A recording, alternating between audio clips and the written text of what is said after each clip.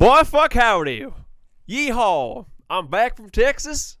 I got my 10-gallon hat, even though it's a safari hat, but I don't give a fuck. I came in here with my 1972 4x4 Ford Bronco. There weren't many pickups, but it's close enough. And I'm here to talk about some barbecue. And trucks. And dogs. Well then, yeah! Welcome everybody to the Too Bad We Didn't Get Into Cars podcast. And more importantly, welcome David Kapusha Cars back from his Texas trip to Houston for a dish. Houston, Texas. Houston, Tejas. So that's David Kapusha Cars. And I'm Nick Scarpinato. And that's Vanessa, everybody. We did not get a hat for Vanessa. Actually, you know shucks, what? Darling. I'm sorry. It's fine. It's fine. You know what? We'll just... Fuck it. We'll do it live. We're doing it live. There you go. Vanessa. Great. Well, Member of Curtis Town. now you need one. No, it's the Hat Club. Oh, man. What a week, bro. Let me tell you. Spent the whole time bored in a classroom, laying in a hotel room, and watching nothing but The Office and South Park. Because that's all that was playing. Goodness gracious. Y'all ever been to the world's largest truck stop before? No, but I've been to Tractor Supply Company, which is where I got this hat. Trucker Supply Company? Tractor Supply Company. Tractor Supply Company. Yeah. Yeah, they just sell. There was, I swear to God, a truck rolls in with like a carriage, or not a carriage, but like whatever the the things they pull back for horses, and there were just a couple horses in it. It's just like, wow. Just a couple of horses in it. It's a whole different kind of place. Yeah, I mean the Midwest definitely did not prepare us for all of that. Which is fine. I mean, it's fine. I think, you know what, it's not that I don't like the Midwest. I'm just like, at this point, there's just so many other places that we haven't been to. How many places in the U.S. have you been, David? Illinois. That breath had some reverb on it, or like some vibrato. It was kind of weird. I've been to Illinois. Illinois. Unsurprising enough. Yeah. Been through Indiana, I think. You had to have been to Indiana for like a show. I mean, I've been to Indianapolis, so yeah, fine. I've been to Michigan several times. That's so cold. Goddamn Wisconsin, California, Florida, and now Texas. When did you go to Cali? To visit my friend Jason. Right. That was summer of 2018. That's when I finished Breaking Bad. Summer of 2018. Do you think we should call Bryan Adams and ask if we have permission to do that? No. Okay. Fuck Bryan Adams. Sorry, Bryan. Mr. Adams, if I may respectfully apologize on behalf of my friend here. I don't even know who that is. Summer of 69? Summer of 69. I got my first real 6-string. Yeah. That one? Yeah. And he did a song called Heaven, I think, that people have covered since then a lot. I forget how it goes. My mom would know how it goes. I think a lot of moms that grew up in the 80s would know Bryan Adams. I had no idea who that song was. We're not moms that grew up in the 80s. We're also not car guys. But now, he's a cowboy, I'm a trucker, and Vanessa is a proud member of Curtis Town. That's right. The only trucks I get into are pickups. Okay. God, I wish I was driving so I couldn't get a photo of this fucking thing, but oh my God. Excuse me? This truck was like 8 feet off the ground. That's so many feet. With these stupid ass tires this guy had. It's like 4 people. It's ridiculous. 2 feet ridiculous. 2 feet per person. I have never seen so many pickups in my life. Not to mention all the stupid ass shirts I had to see. Like the red, white, and what? Red, white, and true. Red, white, and true with a pit bull maybe on the front. Whatever dog it is. You flash it on screen. You can see it. If you're watching it on YouTube. Yeah, just a bunch of Ford shirts, man. Just like the logo with the American flag. It's like, yeah, wow. I mean, they love their, Texans love their Fords, I guess. Did you see the video that I took of like the dogs in the truck pickup? Yeah. It's just like They looked like they were having a good time though, so it's not like I can be upset. Yeah. No, they were going slow. Oh, okay. Yeah, and the lights on. How many dogs were in the back? There's 2 of them. Just 2 big dogs in the back. 2 big dogs. Yeah. Well, good for the dogs, I guess. It's like. So I had Jack in the Box. For what? The first time? Yeah. What'd you get?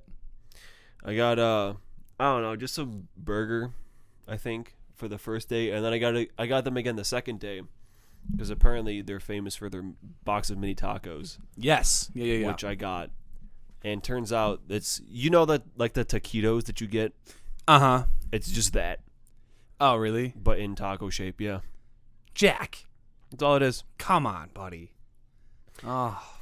I had Whataburger. Yeah, that's also a thing. Which was basically Burger King. Oh. What a burger? Yeah. More like what a fucking disappointment. It tasted straight up like Burger King. Well, and we know how much, I know how much you like Burger King. He's always going on and on about how we can, can we get Burger King today? Can we get Burger King tomorrow? And I'm like, dude. Yeah, do you want to get Whopper dogs for lunch? Excuse me? Whopper dogs, yeah. Want to get some Whopper dogs? Whopper hot dogs? Is this I swear to God, it's a thing. Is another Texas thing? No. They have that here. Because it sounds like something that you would say in Texas. Give me a Whopper dog. Ooh, Whopper dog. But I also had some barbecue from a local place. I had some briskets. And some pulled pork. I had Quiznos. Everyone knows how famous Quiznos is in Texas. Goddamn sponge monkeys. Excuse me? The sponge monkeys. Are we allowed to say that on air? What does that mean? Sponge monkey. You ever see those commercials? What is a sponge monkey? The sponge monkey Quiznos commercials. What the fuck? Enlighten us. No, go ahead. Enlighten us. What the hell is a sponge monkey? It's like these rat-looking things, and they would sing like the Quiznos song. There were real commercials. I mean, they didn't air for very long, but I've seen it. Like, they exist. Everyone gaslight David into thinking that they didn't exist. Look it up. Look up Quiznos sponge monkey commercial. You have your phone? Yes. Look it up right now. I'm gonna fucking watch. Well, because I need to know what the hell a sponge monkey looks like. Because you tell me sponge monkey, and I'm thinking like sponge daddy and sponge mommy. It's like just the face in the shape of like the sponge in the shape of a thing. 'Cause they are good to us. The Quiznos subs. They are tasty, they are crunchy, they are warm because they toast them. They got a pepper bar. Quiznos new Santa Fe Trio subs with smoky chipotle sauce. Fried chicken, roast beef, or smoked turkey. The Quiznos subs. Quiznos. Toast. You've never seen those?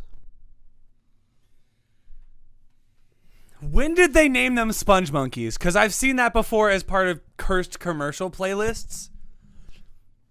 What the fuck? What the fuck? Terrifying. Absolute menaces. Because they are toasty. Quiznos subs. Please stop.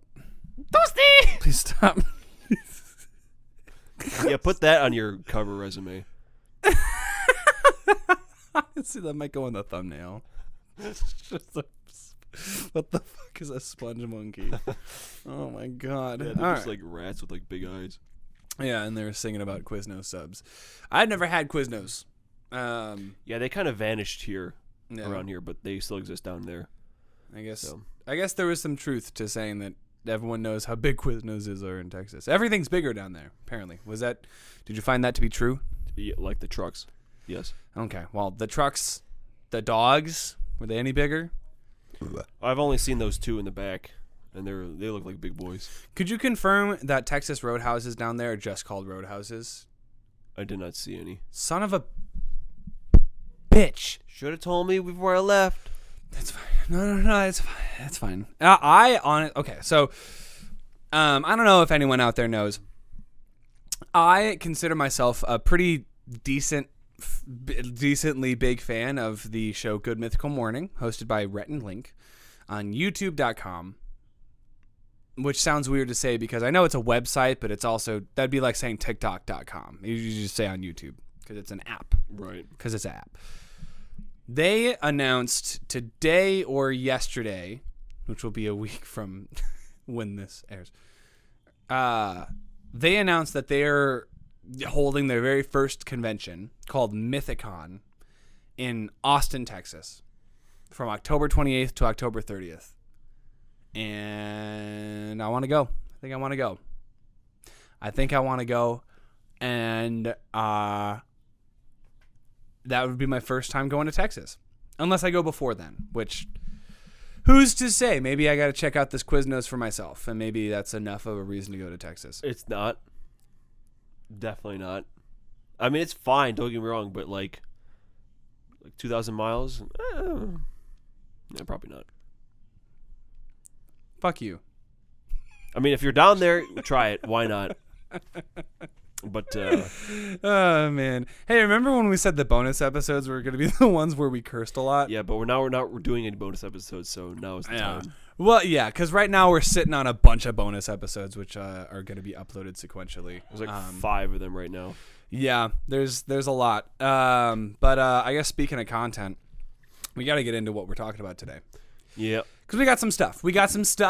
And it's 2/3 inspired directly by quarantine, in a way. So first up, we're going to be talking about Inside. Bo Burnham's Inside, because he just released the outtakes from Inside, which he edited together in whatever editing software that was. Final Cut. That was Final Cut? Yeah.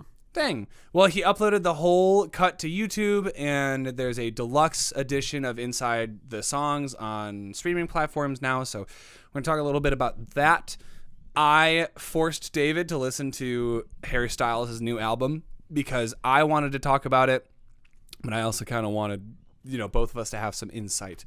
Just from now on, if we're going to talk about something, it's probably best for both of us to have experienced that thing, just because I'm not going to ask David to watch all 600 plus episodes of Naruto now. However, so we're going to talk about Harry's new album, and then we also are going to talk about Animal Crossing New Horizons. Multiple? Yes, because we both had never played a Animal Crossing game before this one came out, much like a lot of people. So first and foremost, let's talk Inside. Because it seems, from what I understand, we have a content sandwich of like 2 Oreo cookies and then the cream in the middle that is made of like toothpaste. I don't think you really want to talk about Harry's album. Oh, I thought you were talking about Inside. No. I mean, Inside is all. What the hell? Inside is. I don't want to even prematurely say it's all good, but Bo Burnham, comedian, musician, actor, went on hiatus from comedy in 2015? Must have been 2015. He says that he left for like 5 years because he started getting panic attacks on stage and blah, blah, blah. And when he was about ready to re-enter the comedy world after he had worked on himself for a while, the world caught on fire and everyone had to stay inside. And Except me. What do you mean, except you? I had to work at a grocery store. That's right. Well, I mean, the first couple of months. The first couple of months were, until America was like, okay, we got to start making money again. Got to start putting people back out into the world again. Until that happened. Collectively, all of us were kind of stuck inside for a little bit. Not to mention Bo Burnham, who elaborates in his newish special, Inside. He did all of the production and writing and filming and editing himself in his house or apartment. I'm still not sure which it is. House, right? House, I'm pretty sure. House. And he filmed this 1.5 hour long comedy special called Inside and posted it or uploaded it to, Netflix without any warning. It just kind of came out. And then it got really, really popular. and then it got a limited run in theaters, and that's when David took me to see it because I had been meaning to see it for a while. TikTok was kind of taking the Jeff Bezos song and using it all over, and it was kind of unavoidable. However, I had a really good time with it. It made me feel really weird, and it made me feel really uncomfortable. I just saw it for the third time last week. Well, what made you see it for the first time even? Critical. It was critical. He reviewed it for Moist Meter, Oh, did he? and he was like, "This is pretty good. You should go see it." I was like, "Oh, okay." Because I don't know where I knew this guy from, Bo Burnham, Mm-hmm. but I knew of him. So I was like, yeah, whatever. I'll give it a watch. Yeah. And then I watched it in my room. And then the reaction bit that he does in it, Oh, yeah. like, actually had me in tears. And just wondering how the hell he did it. Mm-hmm. So then when I heard that was coming to theaters, I was like, yo, I want to go see this in the theater. I think it'd be cool. Yeah. And so I dragged Nick along. And it was really cool. And it was my first time seeing it. And then after that, I showed it to my parents. And then I showed it to my roommates. And everyone had very different reactions. Because I think towards the end of the special, I don't know, would you call it like a concept piece? Because throughout the special, it's almost as if Bo is narrating or showing us what is going on inside his brain during the process of making this whole thing. And, a lot of the songs that it's mostly songs. Like there are a couple of bits in there where he's just talking and doing, but normally during his stand up, that's sort of how it goes too. There's a lot more interaction back and forth when he's live and doing his other stand up specials, which I guess all comedians do. And he does some of that inside too, but obviously it comes off very differently because he's just talking to a camera.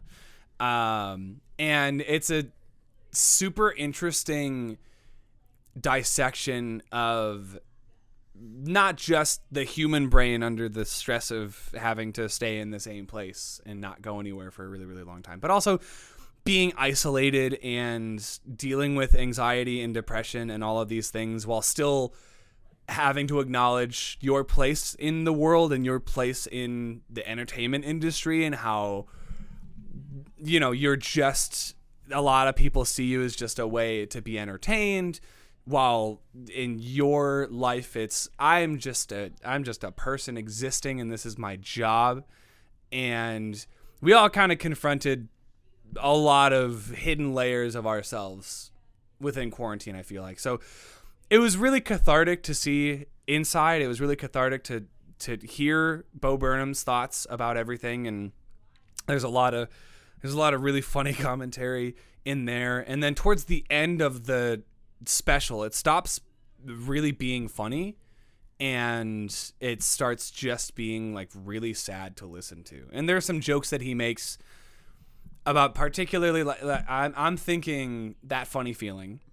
And when that song comes on, like there are some lines that he drops in there that like made me smile, but not even because I was laughing. It was just there's a specific line about like the ocean at your door, and then there's something preceding that. And then he goes on to talk about in All Eyes on Me, which is one of the last songs of this special. Again, no jokes, zero jokes. It is just a psychological deep dive. And he says something about, you say the world is ending, honey, it already did, and everything is going to shit. And I don't know. It's just there have been a couple of artists in the past few years that have kind of brought that specific subject to light in their content, but that's what Inside means to me. It's just a very interesting cathartic experience because we were all feeling really weird things during quarantine, some of us more than others, and it's just really nice to know even celebrities and these people that we put on these high pedestals aren't immune to all of that, despite all of the cringy, like when all of those celebrities sang Imagine, and they were like all off key, and like all of the late night hosts doing their thing in quarantine and trying to make it work and make it funny, and some people succeeding, some not. I don't know. But what about you? Like, what? I felt the the stress of trying to make a thing alone. Like the parts where there's a part where he's talking and he keeps messing up. Yeah. He slapping his knee or whatever, and he's like, God damn it. Uh-huh. And he gets so frustrated that he just cuts the camera. It's like, I've been there. Yeah. I've been there trying to get this thing done, and it's just not working to the point where you're just done. And several times he gives updates in real time. He's like, I'm almost done with this thing, but if I'm done with it, then I have nothing else to do. Yeah. So I'm gonna keep working on it, and then eventually he's just like, I'm done with this. After working on it for a year.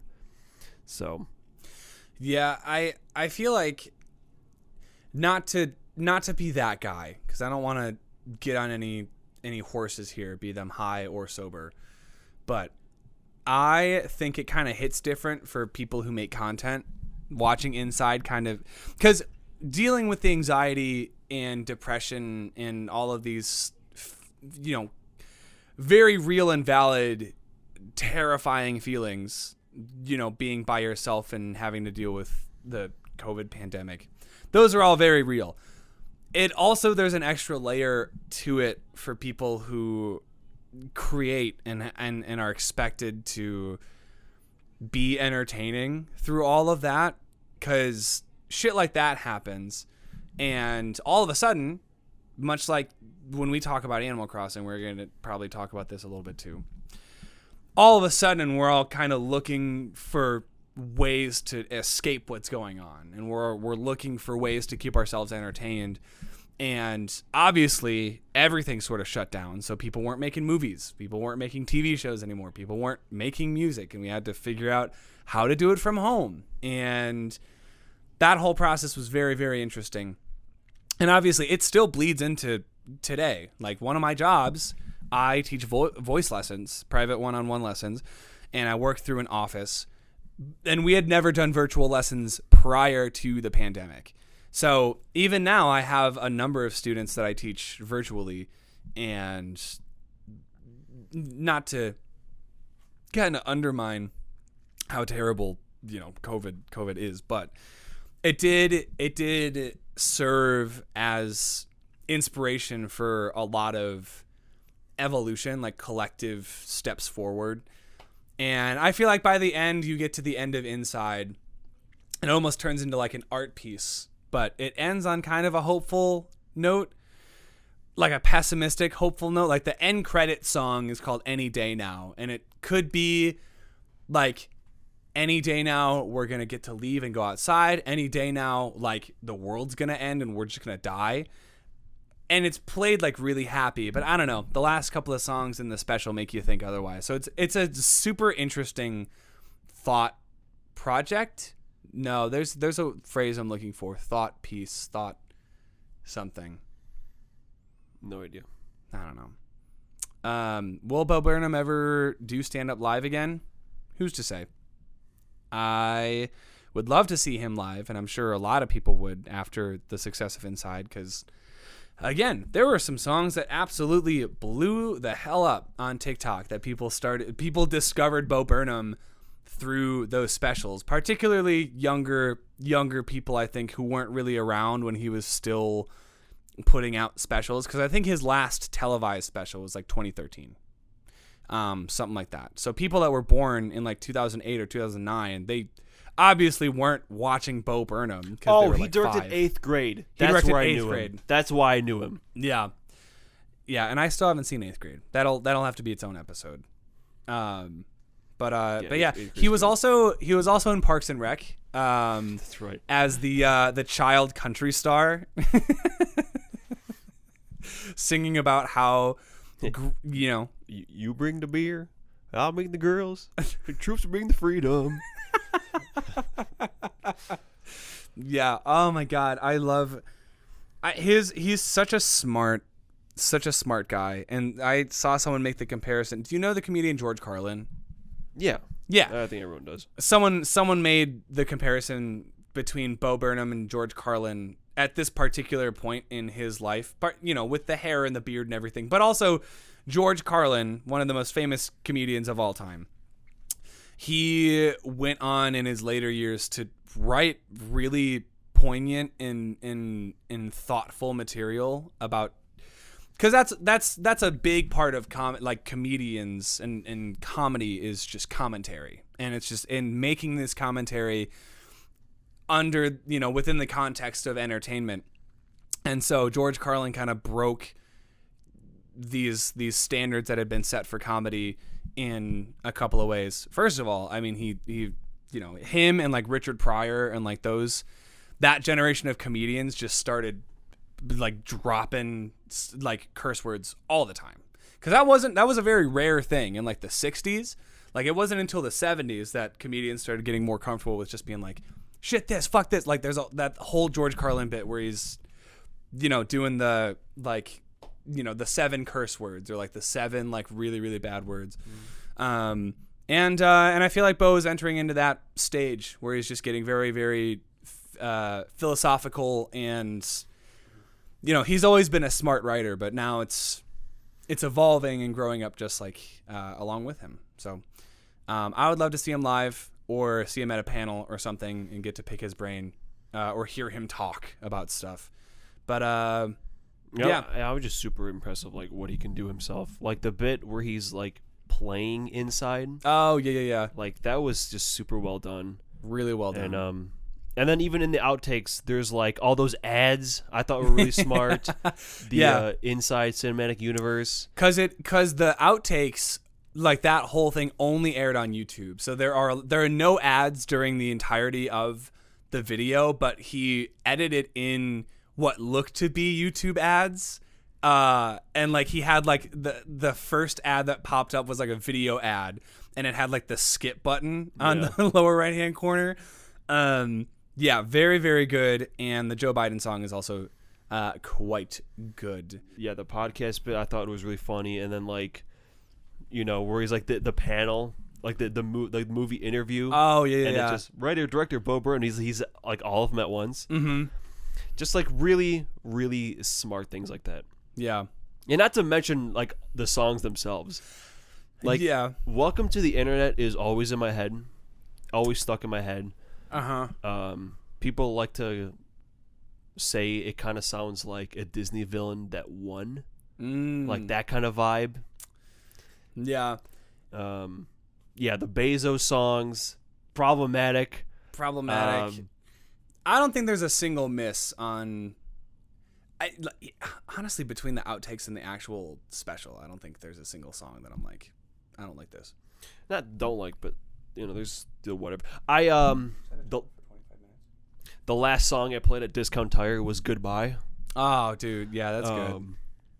And content I like. Content's really good. I didn't realize. So Drew Gooden, YouTuber that I love to watch, in one of his intros, he was like, his whole thing is, "Hey guy," and that's guy is his audience, and he's like, "Hey guy, welcome back to YouTube, a website that I created. I'm back today with some more. Daddy made you some content. Open wide." And he just like says it deadpan, and I didn't realize it was from Inside until after I watched the special, and it made me appreciate Drew that much more. But oh shit too. Shit's a really good one. It just sounded like you're like, ah, shit. Yeah. I feel like shit. Big old motherfucking duffel bag of shit. Ow. It's really good. So, I mean, obviously, if you haven't seen it, do yourself a favor and watch it. Obviously, just like I've told people, especially when we were still in quarantine, if you deal with like severe anxiety, maybe kind of know that going into the special, that there are going to be some sequences where, especially in like All Eyes on Me, that kind of freaked me out. And I think that's kind of the point that Bo is trying to push. But I can't think of a single other person who's such like a one-man talent. Yeah. Like he can sing, he can write, he can play, he can edit, he can act, do color. like fuck. I think there was someone helping with the color grading, but Yeah. like the lights and shit all in the background, like that's all just him. Mm-hmm. Crazy. Yeah. So, you know, the outtakes are free on YouTube. You can watch them whenever. Definitely check those out. And yeah, I'm looking forward to what Bo has to offer in the future. Or if he retires tomorrow, that's cool too. He gave us probably one of the best singular comedy specials I think that has ever been put to film. So good job there, buddy. Mm-hmm. And moving on, unless you have anything else. In the middle of our content sandwich today, section that I'm relatively excited about, and I don't know if you entirely are, but One Direction member Harry Styles has put out his third album called Harry's House, which reminds me of Harryhausen. Harryhausen was the guy in charge of all of the stop motion in early, like King Kong. He did the stop motion for the first King Kong, and Ray Harryhausen. That's what it is. So I hear Harry's House, and I think Harryhausen, or Harryhausen's the restaurant from Monsters, Inc. Anyway, I have been kind of a fan of Harry Styles' solo work since his first album. There's a song called Kiwi that came out that a cover band on my college campus did. Shout out Chocolate in Your Pocket. And Yeah, it sure sounds like a college band. absolutely. I mean, they're great. They're great dudes. And Kiwi, what was so unexpected about that was it's just a rock song. It's very from my ears perspective, like 60s rock influenced driving, rock song. And I asked them who does that song, and they're like, Harry Styles. And I'm like, no fuck, are you kidding me? Harry wrote that song, or at least performed it and like co-wrote it. So I checked out his first album, and lo and behold, I liked it. I didn't love every minute of it because there's still, even on the new album, you can tell what songs in One Direction he had a really big hand in writing, because those sort of melodies bleed into his solo work. Like on this album, what song is that? Is that Little Freak, where they have the and I'm like, yeah, that's a One Direction song already. I'm pretty sure I've already heard that melody. But yeah, and then he put out his second album, Fine Line, and everyone loved Watermelon Sugar, and now he's on Harry's House. And Harry's House, at least on the surface, I like. I wouldn't say I really, really like it. Like, it's not going on my, best albums of all time at all. But as far as a pop record goes, especially with the kind of rock influence that this particular artist has, there's a lot of hints and love for synth pop from the 80s and psychedelic-ish rock from the 70s and late 60s. And one of the reasons why I thought you would maybe appreciate it is I know for your album's video, I suggested After Laughter by Paramore. And one of your criticisms was there's a lot of vocals and there's not really a whole lot of space to let the song breathe. Whereas on this album, I feel like even if there were like vocals happening, it was just altered enough to sound like a synth or another instrument. And there are sections in some of these songs that just play out like instrumentals. So I was like, maybe David would appreciate that. But I want to hear your thoughts because we were kind of listening in and out. What was the first song called? Music for a Sushi Restaurant. Yeah. That horn section was in my head like since I heard it. And I can see I see why you like it, because there's a lot of shit going on. Yeah. In like especially that song. Mm-hmm. There's just things on top of things on top of things. It's all production stuff going on. And well, that's our washer. And while I wasn't like hating my life, like I like listening to Kanye West or anything, Yeah. I was like, I don't think I want to listen to this again. Especially Boyfriends. Fuck that song. I had a feeling you'd say that about Boyfriends. Because here's my biggest thing with Harry. I think one of the reasons why people like Harry so much, part of it is the celebrity of it all, right? Like everyone kind of knows him to some degree, and people who are very into pop culture are gonna kind of understand who Harry is as a person, and that kind of adds to the appeal of his music, because then you hear certain lyrics and you're like, oh, this relates to this aspect of his life or this story that he's told, blah blah blah. Not that I know any significant Harry Styles stories, because I don't really follow him that closely, but other than he's dating Olivia Wilde right now, which is wild, because she is incredibly attractive, and also was married to Jason Sudeikis like a year ago, or maybe a little bit longer than that. I don't know, but it's like, damn, he can really pull whoever he wants, can't he? And there's some songs on here like Matilda, I know a lot of people really like, because it's just him and an acoustic guitar, and the acoustic guitar line, that's the one I was telling you was like a really interesting line, and just the way that they play the acoustic guitar is it's so unconventional. But yeah, so going back to knowing Harry as a person, lyrics are a huge appeal of this particular brand or this pocket of pop music. It's just knowing the person informs the lyrics and vice versa. Not really knowing Harry as a person, there were some lyrics in here that I thought were really insightful. Like Matilda kind of reminded me of My Baby Sister, because there's a whole, the whole thing is about how like you don't have to love your family if they treat you like shit, but just know that there are people that do love you. And I was like, that's really sweet. And then there are lyrics like in what is it, Drive Slow, I think. Someone made the connection to One Piece, because there's a line in there where he's like, tea with a cyborg. So any One Piece fans out there, Frankie. You know Frankie. We love Frankie. But like there's some, that's like psychedelic rock. Like there are a lot of songs in psychedelic rock that have lyrics that make no fucking sense. And so like there's a lot of this on this album.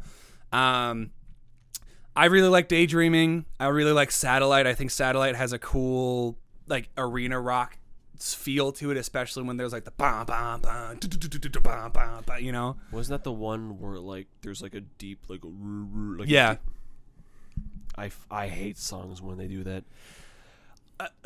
Especially high pitched things. Mm-hmm. Like what's that goddamn song? It's a very common tool in pop music these days. Don't stop, don't stop, don't stop. Da, da, ba, ba, da. Yeah. That song has like a. It's the stupidest fucking thing I ever heard in my life. Yeah, it's such a. It's because on one hand, I have to admire how producers and people that are putting these tracks together are utilizing the human voice in a different way and almost turning them into a separate instrument. But on the other hand, I get it. It kind of sounds like chipmunks. And some songs you're wondering, could you have just played this on another instrument? Like, could you have just played this melody on an actual synth or something like that, instead of turning someone's vocal line into a really high-pitched, synth sound?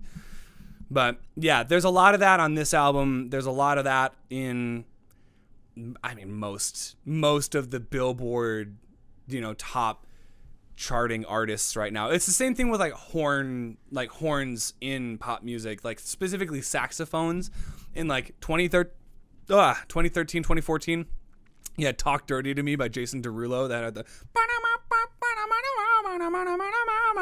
that thing. Yeah. There was just that whole like year or that whole summer, it was like, oh, we're just, and then like, the Iggy Azalea song that had the saxophone in it. It was like there are trends that happen in pop music that stick around, and every top producer in the industry is just using that sound because an artist will hear it and they're like, I want to do that. Or, a management team will be like, I want my song to sound like this. We got to get a single out like that. So the voice pitching thing is just in right now. And it sucks because if there's a trend going around that you don't like, if it's in pop music, it's going to probably be around for a little bit and you'll hear it in multiple places. So, Harry is not immune to that. I'm sure there are a lot of powers at work that are out of his control, not to kind of shift blame away from the artists themselves, because it ultimately is still his music. But at the end of the day, I like it. I've gone back and listened to a couple of songs just to kind of get a better idea of how I really feel about it. But thanks for sticking with it. And, again, I'm glad that like you didn't hate every second of it. And hopefully there were some parts of it that you enjoyed. But it's just I have a really hard time separating the artist from the art, or whatever that saying is. Yeah. It's the main reason I don't listen to Guns N' Roses. Because Axl Rose is just a piece of work. Yeah. And I can't help but think of shitty ass One Direction when I'm hearing this Harry Styles album. Yeah. And I made a whole video about like how they ripped off a couple like classic rock bands. Yeah. And I don't know who's to blame. Probably wasn't Harry, or it could have been. I don't know, but whoever it was, I can't forgive them. Yeah. So, and to be fair, the rest of One Direction, they aren't really doing anything at the moment. It's kind of really just Harry that's kind of emerging into the zeitgeist. I kind of, especially with boy bands like this, the thing with boy bands, unlike other bands, is there's always a standout, right? I mean, I guess that happens in regular bands too. But in boy bands specifically, they're boy bands for a reason. Like, Backstreet Boys and, 98 Degrees, they've gotten back together since the 90s. But for the most part, boy bands are they're just experiments in raising famous artists from teenage years, kid years. That's all NSYNC was too. They got put together because a couple of them were on the Mickey Mouse Club, and One Direction got put together because all of those members had tried out for, the X Factor in the UK, and then Simon Cowell was the one that was like, we're going to put y'all in a band. We're going to put all 5 of you in a band, and then you're going to compete together. And lo and behold, it worked. Cowell, who folks just want to disembowel, he opens his mouth, always says something foul. Is that an Eminem lyric? It's Weird Al. Oh. But yeah. But it was from the song where he's parodying Eminem, Couch Potato. Sounds very... From Lose Yourself. Yeah. Bum, bum, bum, bum, yeah, bum, that one. Bum. Mm-hmm. So I like to think of Harry Styles as this generation's Justin Timberlake, or maybe, it happened with the Beatles. It happened with Simon and Garfunkel. It happened with Genesis. So every band and every group has that one member that's going to really, really stand out. And I respect Harry for kind of embracing a sound that he kind of had an influence in One Direction. There are a couple of songs that stand out that are very like acoustic, rocky. So that's kind of where I'm coming from. And separating the art from the artist is really difficult for some folks. So yeah, Harry's House, I enjoy.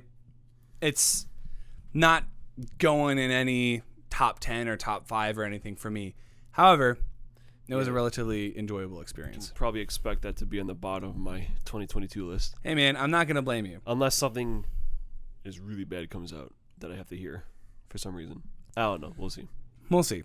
So, I guess that's transition time. Anytime there's a burp. So let's talk something a little bit more wholesome that we both enjoy. That is Animal Crossing New Horizons. I remember when Animal Crossing and Doom Eternal came out on the same day. Yeah. And there were memes about it. So many. And I was like, man, Animal Crossing about to be mollywopped by Doom Eternal. Because I got Doom. Mm-hmm. I beat it. Fucking hated it. Yep. And then I got Animal Crossing. And I liked it so much more. I remember when we went to Target because you were like, yeah, I think I'm going to get Animal Crossing. And I was like, okay, yeah, man, let's do it. And that was my first Animal Crossing game too, and I think I only got it because everyone else was talking about it, and I thought, I mean, I could finish Final Fantasy VII Remake or get this other game because I have friends who are like, come to my island. And I'm like, okay. So I think a lot of the sales for Animal Crossing was probably peer pressure. Like there's no way it wasn't, because the multiplayer is such a huge part of that game. Like I remember, who was it? One of the Sprouse twins. Someone made a TikTok about how Cole Sprouse or Dylan Sprouse went on Twitter and was like, hey, does anyone have any good, what is it, turnips? Yeah. Yeah, it was like, anyone have any like good turnip sales? And then someone like replied to him on Twitter and he was like, okay, give me your friend code. And then he came to their island, and so like there's screen capture footage of like, it might not even be a Sprouse twin, honestly. I mean, I think it was.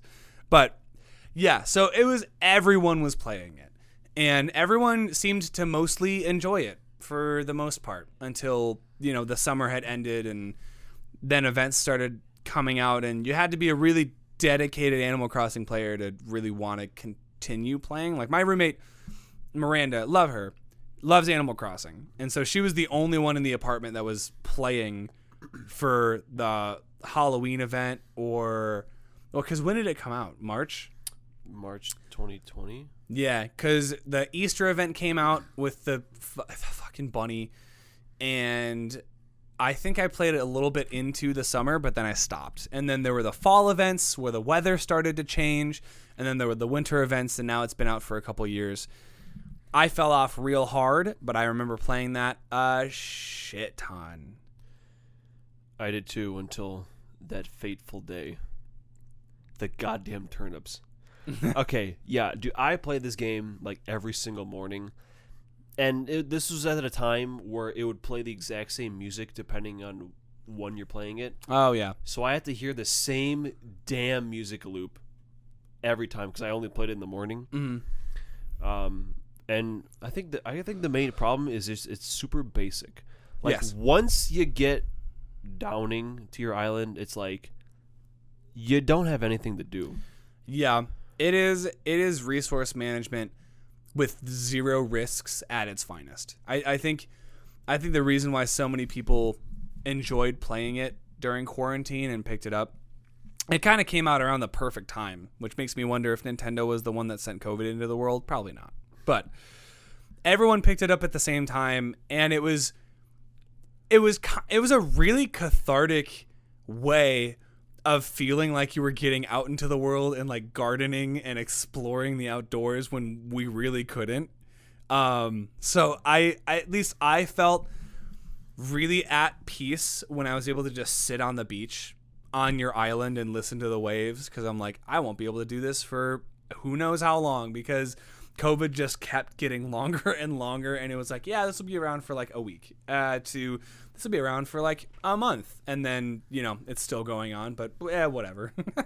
But yeah, so I mean, it was between that and Inside, I feel like we had a couple of really cathartic outlets for creation and entertainment. But my favorite part about Animal Crossing was obviously capturing all of the animals. Like I think, very close second was like seeing who was coming to my island and getting all of the visitors and stuff. But it also helped that around that time, my little sister was getting really into video games, and she would come over, and Animal Crossing was an easy enough game for her to understand that we could play together, which was not something that we could say about every game. She could not play Pokemon because there was a lot of reading involved. Not that there's not a lot of reading involved in Animal Crossing, but honestly, you could play that and not know how to read a single thing and still enjoy it.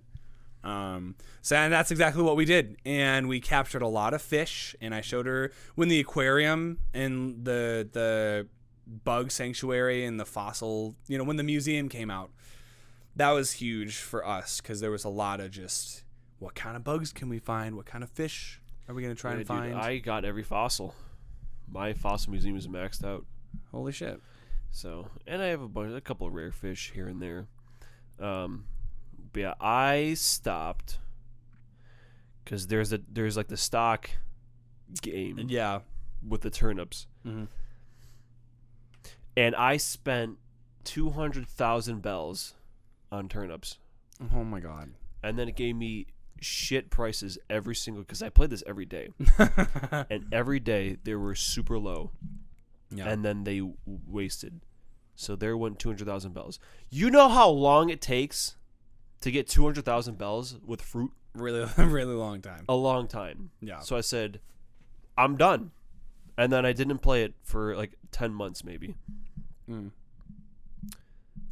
then you picked it back up again. I picked it back up Yeah. very subtly. I only play it with Haley. I don't play that game on my own anymore because, like I said, I'm just done. Yeah. I'm not gonna hunt down the fish or the bugs and shit. Because other than that, I have nothing to do besides pay off my debt. Just collect fruit and sell it. Yeah, which is kind of a Rinse and repeat. very vivid commentary for life. You know, getting outside every once in a while can be really exciting, and then you realize, I got loans, and Is this all there is to it? That's all there is to it, yeah. Except your character in Animal Crossing will never die. Will never know the sweet release of death. Yeah. So, it's a little different. But And I remember getting super excited for I got it because you can customize your designs and everything. You can customize your island. I seen someone make Pallet Town in their Animal Crossing town, and I was like, hell yeah, I'm gonna do that. I never did any of that. the closest that I got, I made a couple of costumes. Like I made an Ash Ketchum fit, but only because I had a tutorial on YouTube of someone showing me how to do it. And yeah, I mean it was a fun game. It's definitely one of those that feels like a must-have for Switch owners. It's like most people that have a Switch, I feel like, have Animal Crossing, which is nuts because Animal Crossing never used to be that franchise. It never used to be the the must-have franchise on a console. Like when New Leaf came out, Animal Crossing New Leaf, when that came out on the DS, I think I knew like 2 people that had it. Yeah. And then New Horizons came out and everyone was like, oh, give me your friend code.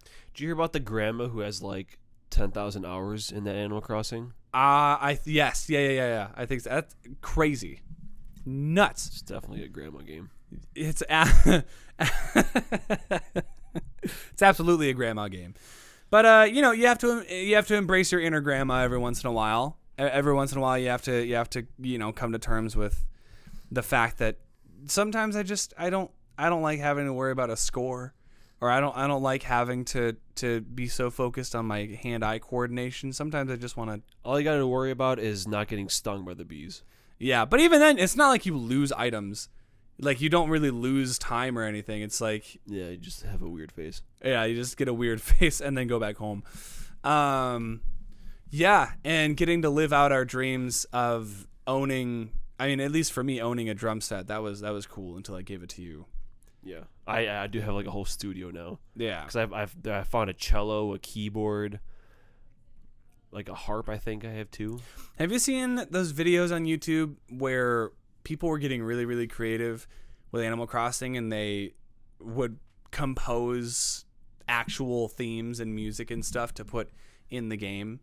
I don't even know how you do that because you hit the thing and it just makes a random noise every time. Yeah, so either they're just cutting it together or they're pitch shifting it. Oh. Either way, very cool and a very unique form of self-expression, especially in the video game world, because I think Minecraft is accessible to a point, and then you see people make things that are really there's so much freedom in Minecraft. Whereas in Animal Crossing, there's a lot of freedom, but with that, there are limits and there are caps to what you can do. So I feel like it's a lot more accessible for people who are not used to those type of, grandma games. And knowing that you can't really die or lose health or lives or anything like that, that's really cool. So will I get the next Animal Crossing game? Maybe. Will they milk this game for the next 10 years if they could? Probably. I don't think we're getting another Animal Crossing game until another Nintendo console comes out. Honestly, this will probably just be the Switch Animal Crossing game. Yeah, and that's fine. So, happy switching, happy video gaming, and happy summer. Because we are only in the beginning of June, which still wigs me out. But soon enough, summer is going to be over, and then we're going to be in the fall, and then Pokemon Scarlet and Violet are going to come out, and I will be a recluse, and I will just hang out in my room all the time and poop in a plastic bag. So if you're wondering what that smell is as you pass by my apartment, I'll either blame it on the neighbors, or I'll fess up and I'll say, hey, that's my poop bag. Don't worry about it. Great. So, everyone say goodbye. Vanessa, say goodbye. Okay, that's all the time I've got. I gotta get back to playing Animal Crossing New Leaf on my Nintendo 3DS. Bye bye. Yeehaw. And sayonara.